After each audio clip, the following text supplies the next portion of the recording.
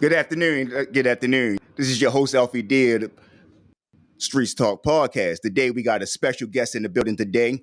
Back here with us with season 2, Mr. Bryan Beverly of the infamous 10 Bears, Morgan State Bears lacrosse team. How you doing today, sir? I'm doing quite well. And yourself, sir? I'm doing great. I'm doing great. Sorry about the connection that we had here, but we're a lot better now. Most definitely. All right. So I wanted to bring you on here today because upon me doing a little bit of research, I stumbled across a little bit of information. And the information that I found, like a lot of people, once I've been talking about in the barbershop and things like that, a lot of people never heard of the 10 Bears. And I believe that's a story that we hear in the city, and not even here also in the city, but in the United States, because it's a part of America's history, is the 10 Bears. And what you guys did back in the 70s was remarkable. And I would like to talk about that a little bit and try to bring that to light a little bit to our guest today. And let's talk about what y'all accomplished during the 70s, especially in 1975. Thank you. Yeah, the program ran from 1970 to 1981. 1970 was the club team, and so the first varsity year was 1971. The first and only varsity lacrosse team at the HBCU, so we were the only black college varsity lacrosse team in the nation, I guess also in the world, for that fact. A lot of guys came out of Baltimore City, with some guys out of New York, and there were two coaches. Coach Chip Silverman, he coached from 1970 to 1975, and then Coach Sheldon Freed, he coached from 1976 to 1981. We accomplished some great things. Again, a lot of the guys who came from Baltimore didn't pick up a stick until they were in the 10th grade in high school. We beat some major colleges. We beat some established programs. We beat some people who took us for granted. Now, granted, there was a trade-off. Many of our guys had not picked up a stick until later in life, versus the people that we were playing had a stick in their hands since they were 5 years old. But back then, lacrosse was a little bit more physical. So to the extent that we didn't have the legacy and hours of stick work, we had the athleticism and we had the physicality. We couldn't do all the most of our guys could not do all the great dynamic things with the stick.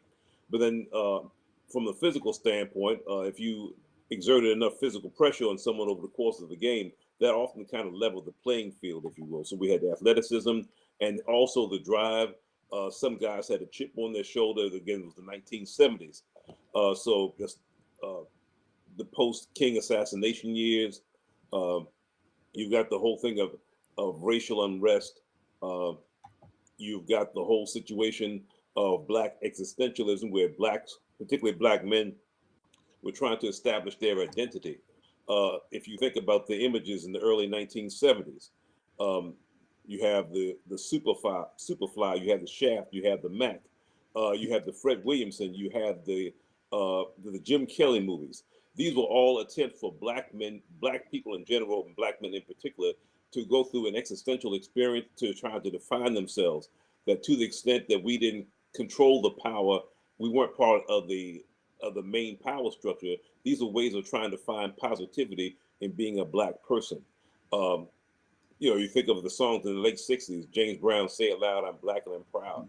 The whole saying is black is beautiful, Jesse Jackson in his slogans. So it was a time of black, I'm using the term black existentialism, the time of kind of defining one's identity. Now, certainly as we're now in our 60s and 70s, we realize now the impact that we had now as opposed to back then. Back then we were guys we playing a sport that we loved. And of course, since we were the only black team, all the teams we played were white. We won some major ones, and then in the years of growing pains, we lost some. But overall, it was an excellent experience. The guys were really sad when the program had to go away in 1981. You mentioned 1975. That's the victory over Washington and Lee. Was one of the top teams in the nation. And no one expected these guys from Baltimore City, who all their socks didn't match, and some of their helmets had paint and duct tape on them. Certainly no one expected these guys to come from Baltimore City and beat probably at that time the top team in the nation. But that was a great victory for Morgan State. It's the impact of the victory has gained in resonance and importance over the decades. Uh, Back then when it happened, I wasn't on that team. I played on the team in 1977 and 1978. But the 1975 team, oh yeah, the team itself was happy. And then since that time, uh, the importance of that has resonated to say, well,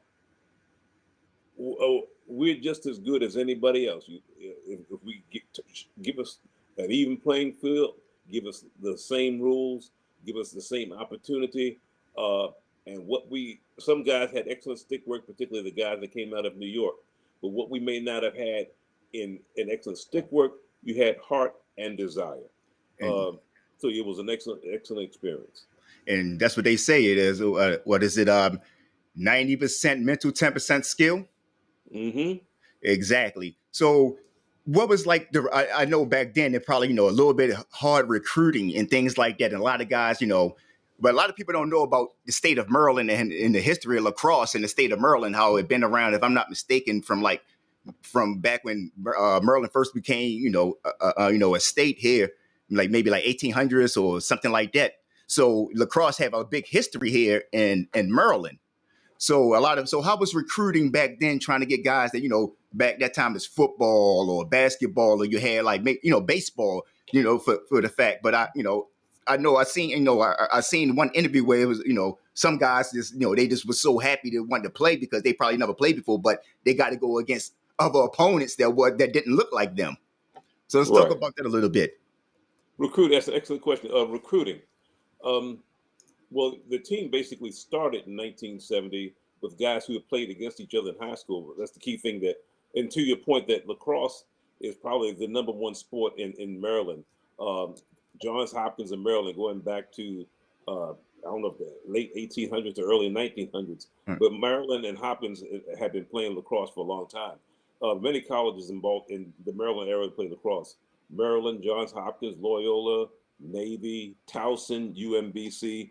Um, so with Morgan's program starting, it started with a group of guys, primarily Dr. Miles Harrison, and I think also Mr. Val Emery, guys who had played in Baltimore City and and many of us had played against one another and said, hey, let's form a team. We want to do this. Uh, as I understand, a lot of the the early recruits came from the football team. Uh, for them, that many of them had never picked up a stick before, so lacrosse was something for them to do to stay in shape until football season, and also it allowed hitting. I think there was one gentleman by the name of Stan Cherry who was on the Morgan football team. He eventually wound up playing for the Baltimore Colts. So recruiting, you had the guys from Baltimore. Eventually, Coach Silverman uh, recruited some guys from New York, particularly Hampstead, New York. Have you heard of an actor called Method Man Yes. or Clifford Smith? He played at Hampstead. He actually played lacrosse. I don't know how many folks know that, but he was a lacrosse player for Hampstead. Well, some guys who preceded him, a guy named Dave Raymond, who came out of Hampstead, he came down from New York. He was a two-time All-American. So we over the course of the years, we got some excellent recruits from New York because you think about Jim Brown, who played at Syracuse. These guys, these were blacks who basically started in lacrosse at a very young age, unlike Baltimore. So we had primarily Baltimore, guys from New York.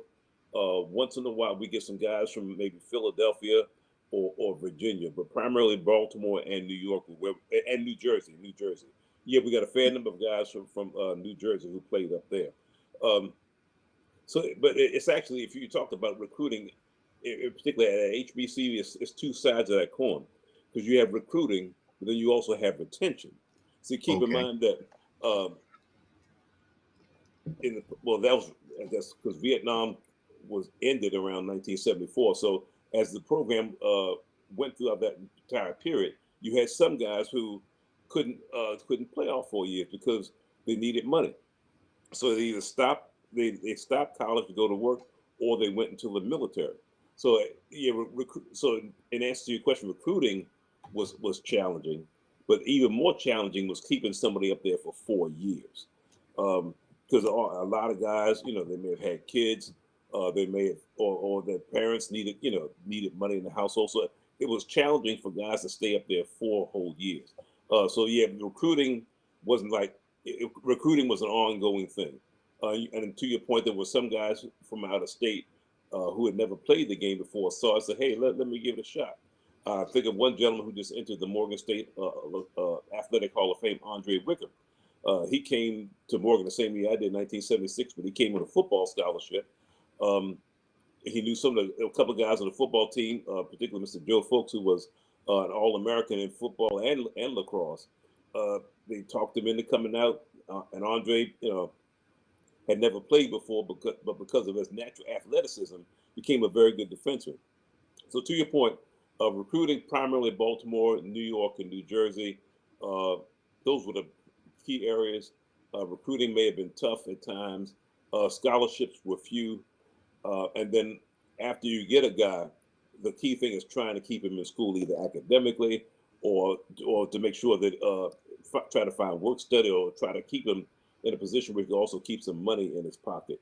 So it was tough. And also, those were the key issues: recruitment and retention. Exactly. And I bet that, pretty much was tough, especially trying to fill the stands. But going back to your point about a lot of guys, coming for football and then playing lacrosse or vice versa, I read somewhere that Jim Brown said that he thought he was more so probably a better lacrosse player than he was a football player. Yeah. And I have a lot of friends that, that's how I got in. I never played lacrosse, but I was a fan of it because I had a lot of friends coming up, had friends that played in high school, middle school, and also in high school that end up going to playing football for some different schools or colleges and things like that.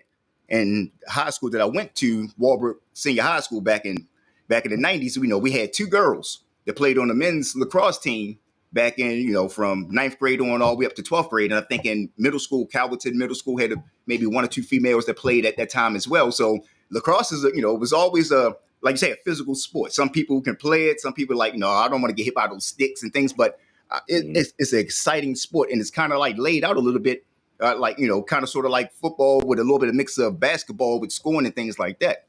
Mm-hmm. So what brought you to lacrosse? I started playing in high school, Northwestern High School. I've always loved sports, always loved playing sports. My challenge was I was never really any good. When it came to athletic ability and physical coordination, I got left out of the gene pool on that. But I love sports, even though I was not very good at it. I loved playing it. So I started my junior year, and I played junior varsity in my junior year in high school, and then my varsity my senior year. I tried out in the ninth grade. I went to one practice, and I said, okay. And that's when we had the old sticks in ninth grade. I was in 1972, and we had these big sticks, and it was two things. I had never used a stick before, and the ground was muddy. And that's hard to try to scoop when the ground is dry. So I didn't have any cleats on. I just walked out with some gym shorts and tennis shoes. So I've got gym shorts, tennis shoes, a big heavy wooden stick, and mud. Now you do the math. It sounds like there's a little bit of disaster, a recipe for it. Yeah. So I went to one practice, and that was it. But I tried to get in 11th grade, and then also in the 12th, and just continue and played 77 and 78 at Morgan State. So I drew the short strides relates to athleticism, but I love to be out there with the fellas. I love to hit, if I can hit somebody, or set a pick or set a screen, because it's the key thing about lacrosse. You may have 10 superstars, but there's only one ball. It's like basketball, like the All-Star game. There's only one ball. But if you have somewhat of a servant spirit or unselfish spirit, you can say, okay, I can't help over here, but I can help over there. Okay, I may not be able to run fast or cradle the ball or do all these fancy things, but set a pick, set a screen, help somebody else. My coach told me one time, Bryan, my college coach, Coach Sheldon Free, told me, Bryan, I appreciate you coming out. This was years later, saying, even though you knew you probably weren't going to get in the game, I appreciate you coming to practice every day. Because see, what a lot of people don't realize is the stars need somebody to practice against. You see everybody who's really great. They may have the talent and the physical aptitude and the mentality, but the bottom line is, I don't care how good you are, you have to practice. and you will not play any better than you practice. So even though I know he was trying to assuage my feelings and all that, but still he had a valid point that part of a team is everyone can't be a star, and if it's no more than giving someone else someone to practice against, that's also important. So it kind of gives you a broad sense of team. So the thing that drew me was the camaraderie, the chance to hang out with the fellas. Even though I didn't have a lot to contribute physically, I enjoyed being out there. And now, 40 years later, we now see the significance of what we did. Exactly. I mean, you look at down south, and you see these movies about basketball, and you see movies about also football. Great stories about great teams back then, but you don't see as many good things coming out of Baltimore. Is kind of like negative stereotypes, or like you want to go back in history, but they don't look at the great things that came out here, like the 10 Bears and things like that. Walter P. Carter, with the Gwen Falls Park and things like that back in the day. So it's great to see a lot of people, finding out a little bit about history, like you say, maybe 40 years later, things like that, but it's still there. And that's why we're here to tell these stories. And it's great that we still have people here that was there during that time to actually be able to put the stories out. So back then, how was it trying to get fans inside the stand? Because, you have other big sports, you had a lot of, guys coming from out of the NFL, from Morgan State, coming from Morgan State, going to the NFL and things like that. So what was, the fan base like back then? Because, lacrosse, like, oh man, black guys playing lacrosse, we're not trying, see that, we want to see some football. Your point is well taken, particularly if you're talking about lacrosse at an HBCU, because lacrosse was seen as a white sport. Yes. So lacrosse at Morgan State, I would dare say, if I can speak honestly, was tolerated but never loved. Okay. Because keep in mind, for an HBCU, it's important to have street cred. It's important to have that football program and basketball program and track program, particularly football program. And here's why. Football was not only a revenue sport, but it was also a recruiting tool. For say for example, you had a Leroy Kelly, or Frenchie. I think Frenchie Fuqua also went there. But say they graduate from Morgan and they make the pros. That, from a PR standpoint, from a recruiting standpoint, the athletic department can now go to your local high schools and say, hey, Leroy Kelly, who's now playing for the Cleveland Browns, played at Morgan State. If you come to Morgan State, you can also be the next Leroy Kelly. So from the standpoint of developing an athletic program and football program, football generates revenue. Football also it can be used as a tool for recruiting other people. Lacrosse was a non-revenue generating sport, and lacrosse itself was always very expensive. You could easily spend $200 in order to buy equipment, spend on equipment just to outfit a lacrosse player. The sticks are expensive, the helmets, but basketball, that's lunch money. Yeah. Okay. You can get sponsored. A helmet, a cheap helmet that will give you a concussion, you get that anyway. But lacrosse, so you have an expensive sport that doesn't generate that does not generate revenue, and is discordant with the cultural environment. Exactly. So so in terms of the fan base, well, based upon that, a team was from 1970 to 1981. As best I remember, at least during my time there, we were not allowed to play in the stadium. Wow. Because the stadium, they didn't want the lacrosse team messing up the turf. Because, and if I put on my football hat, my athletic department hat, I understand that. Because if you make your money off of football, you're gonna protect that from end to end. In fact, there were coaches who tried to keep football players from playing lacrosse, or tried to get them to quit the team. So I mean, I don't agree with that, but if I put myself in the other person's shoes, if I'm running an athletic department at a historically black college, I've got to go with what, I'm not going to spend money where I don't make money. Exactly. Exactly. And lacrosse made no money. So you have lacrosse, which is expensive, and made no money. It was tough. So in terms of the fan base, what guys would do sometimes on game day, if it was a home game, they wear their jerseys to class. Okay. So that way, or they walk across the campus with the sticks to kind of show, hey, we're out here, come see us. So there were some people over time that would come and check the games out. Friends and girlfriends of the guys.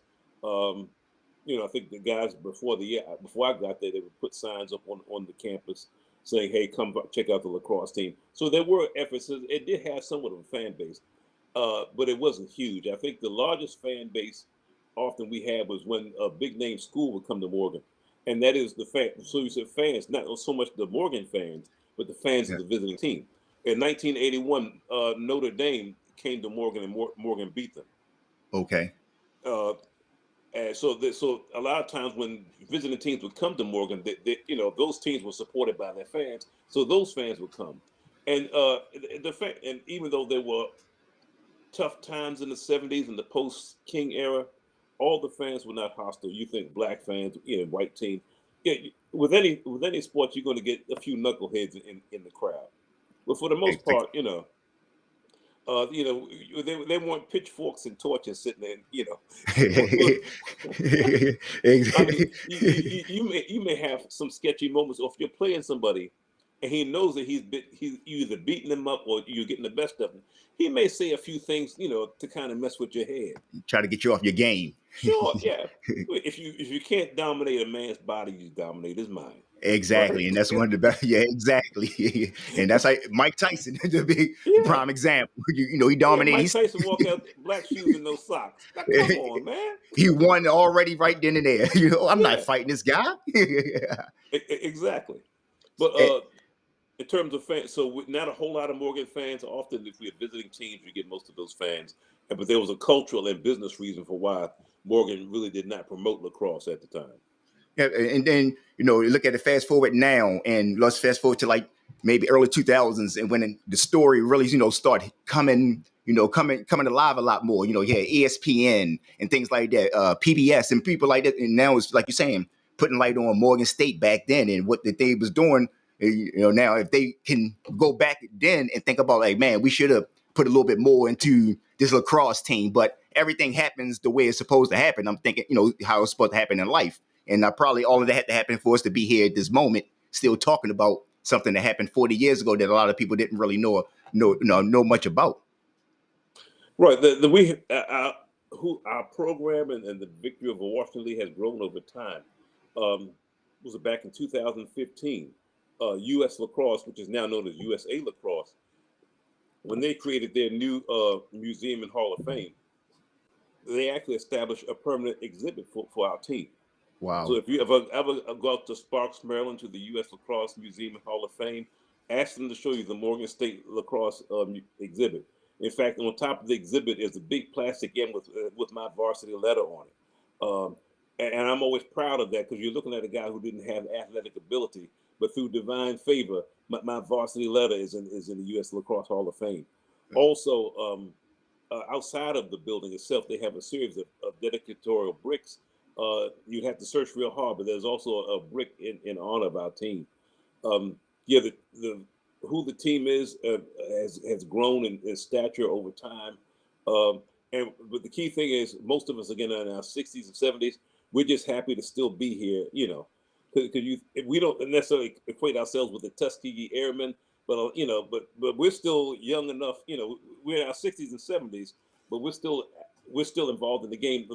The program started at Hampton. Was started by a guy I played against in high school and played with at Morgan, Coach Louis Carter. He started the Hampton program. He started as a club team, and eventually they jumped straight to D1. Coach Wow. Chaz Woodson is the coach there now. So Hampton is there because of Morgan State. And Wow. basically, in the middle school leagues in Baltimore City in the 1980s, 90% of those coaches had all played together at Morgan State. Wow. And even That's now in great. Baltimore City, the coach of the city high school, Coach Merck Ryan, Morgan State. Edmondson, Coach Gene White, Morgan State. I think in Randallstown, Coach Michael Carrington, Morgan State. So it's a lot of guys. Donnie Brown, who's all over this region, is still actively playing. I think up in New York, Mendoza Wallace, he's in his late 60s, still playing club ball. So Wow. basically like 6 degrees of Kevin Bacon. If you could trace a lot of stuff back to what we did. We may Wow. not still be on the field, but we're still in the game. Wow. And not even in the game, you always, and then you got your mark in history. It's always going to go down in history. And like you say, you started off from a gentleman going onto the field and not knowing much about lacrosse to now having your varsity ladder still hanging up there in memorial right now. So that's great. I mean, who would say, from you looking back from then starting off playing, just look at this something to play, something to do, get a little bit of frustration off to now to being basically the spokesperson for the 10 Bears, if you must say. Well, I thank you for that. Yeah. I'm one of several spokespersons. I'll put it Yeah. that. Okay. Don't get me killed, brother. Yeah, no, no. I want to have you back on again. So I'm one of the spokespersons. Please do not kill him. I'm one of many. Exactly. I mean, and it's great though. It's great that you still could be sitting here and talking about it. And the gentleman, y'all still name is going to be, with enshrined pretty much until the test of time. Grandkids, great grandkids, always going to know about lacrosse because, like I say, this state is basically been one of the top sports here in this state.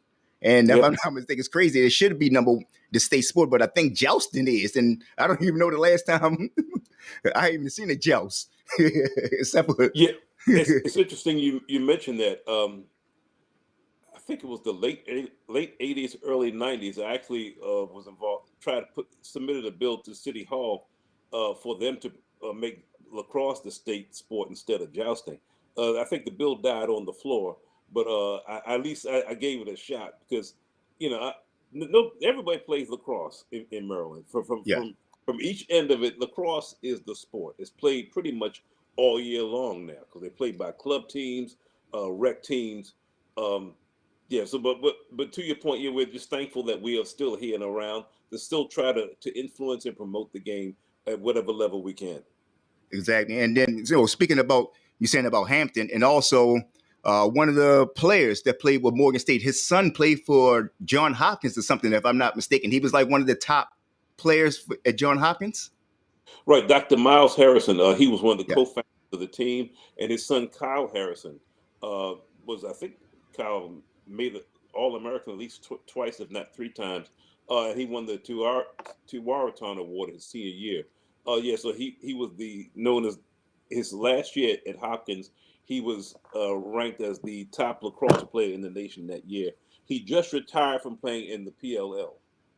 Wow, that's great. I mean, if you just look at just the branch in the tree of Morgan State and how all the leaves and everything just went into play, and then that Morgan State basically the foundation of if you look at HBCU, the lacrosse. Basically it's like the godfather of it.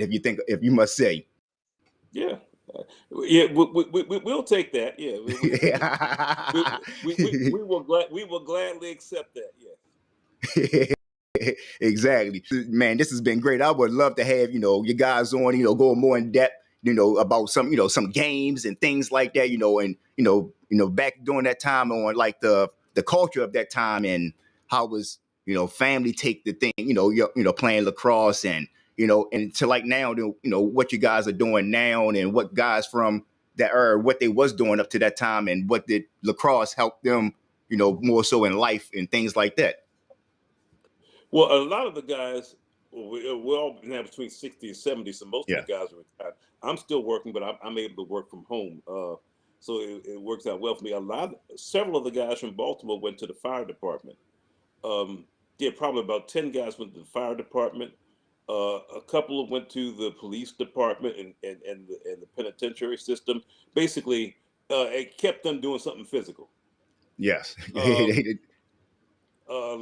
Some guys who are coaching, permanently.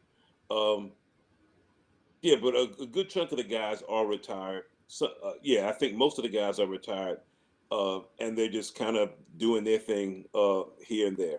A good chunk are still in Baltimore, and obviously before pre-COVID, we'd all try to get together for some events, maybe once or twice a year. In fact, if I could put in a plug, Sure, if go ahead. anyone, if you have access to Facebook, we have a team group page out there. You can ask for membership, and then on the team group page, on the section called Files, there's a whole series of, there's a PDF out there with about 60 different links to web-based resources. I've got about 50 Morgan State lacrosse videos out there, or even if you go up to YouTube and search my name, Bryan Beverly, and go to my YouTube channel, you'll probably see close to about 30, 40, maybe 30 or 40 Morgan State videos. There's actually a game video from 1980. There might be a game video from 1974, or that may be a different link. But yeah, but we've done a lot in the last, what is this, 2022? We've done a lot in the last 7 years in catching up. Well, that's great. Like I said, it is a lot. Like I went on YouTube and I seen actually some video of the Washington Lee University game, little clips of it from what was that, I think the ESPN or something like that. So it is a lot of video. Like I mean, I sat here one night and I'm doing research for another interview, and I just got caught and just watching and seeing some of these past interviews and learning a lot of things about Morgan State that I didn't even know. So I mean, I'm grateful that I came across this information, and I'm grateful. It also helps to. I'm sorry, go ahead. And I'm saying, and I'm also grateful that for you to come on and actually speak about it as well. My pleasure. And to kind of tie this in with what's going on today, if you've been watching the television and watching the news situations of inequities and missed opportunities of coaching in the NFL, one of the things, if you have a doubt that we're not good enough, look at us. I mean, they talk about and got the opportunity. Exactly. You can get it done. And they talk about American history, but then we got Black History Month, and I don't believe you can't have American history without having Black history, because it wouldn't be a lot of American history if it wasn't for Black history. So I mean, it has to be a part of the conversation. There would be none, because keep in mind, slavery was the economic engine for the United States, because we exported cotton and sugar over to Europe. So basically, the gross domestic product, or even the gross national product, if you consider adding trade to the equation, of the United States in the 19th century was built. The Industrial Revolution, the United States became a geopolitical power because of slavery. Exactly. So to your point, this country was built off of the backs of Black folks. So, exactly, with no recognition, and maybe 1 month and then a holiday, but we don't get the recognition, and especially like within schools, coming up in elementary and middle school, they had to put a stop to no more Martin Luther King, no more Rosa Parks and things like that during Black History Month during reports. So, but if we didn't have a lot of information out there, to find out about other different people, to find out, who else to write about, who else to talk about. And that's why I'm trying to be here to help out other people that things they don't know about. Like you don't have to look out of Maryland and look out of Baltimore to find some Black history. A lot of people don't know the Black Panthers had a headquarters here in Baltimore. So there's a lot of things that people don't know, a lot of things about history here in the city. Right. Yeah. All the above and beyond all the negative headlines, and certainly there's a fair amount of dysfunctionality and bad things that have generationally happened in Baltimore. There have also been some good things. And exactly. We made a lot of solid contributions. So this whole thing belongs to all of us, good and bad. Exactly. And we need, we have to get the word out and try to get more positive look on the city of Baltimore, because we, it's not always, negative things. We have a lot of good days here in Baltimore that can overcast the bad days.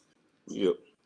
Exactly. So it's definitely been a pleasure. If anything, you have, like you say, have going on, plug anything, Facebook page, anything you want to plug so people can get in contact with you guys and find out more about the 10 Bears.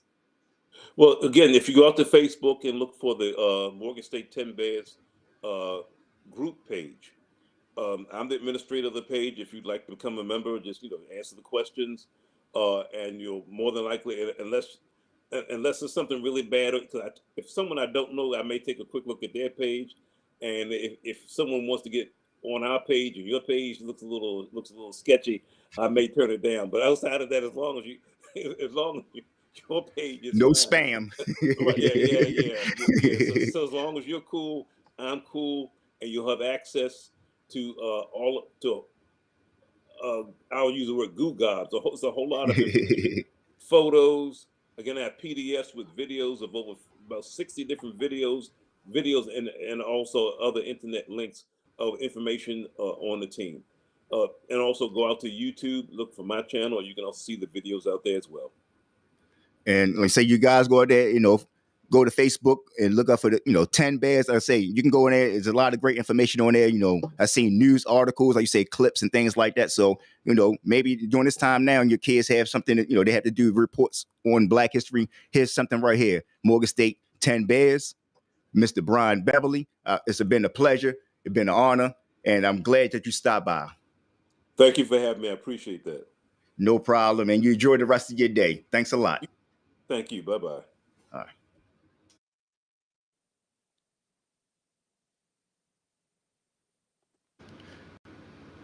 Yes, sir. I really appreciate it. I really appreciate you, you stopping by. Take this video off. I really appreciate you stopping by, sir. I really appreciate it. It's definitely been an honor.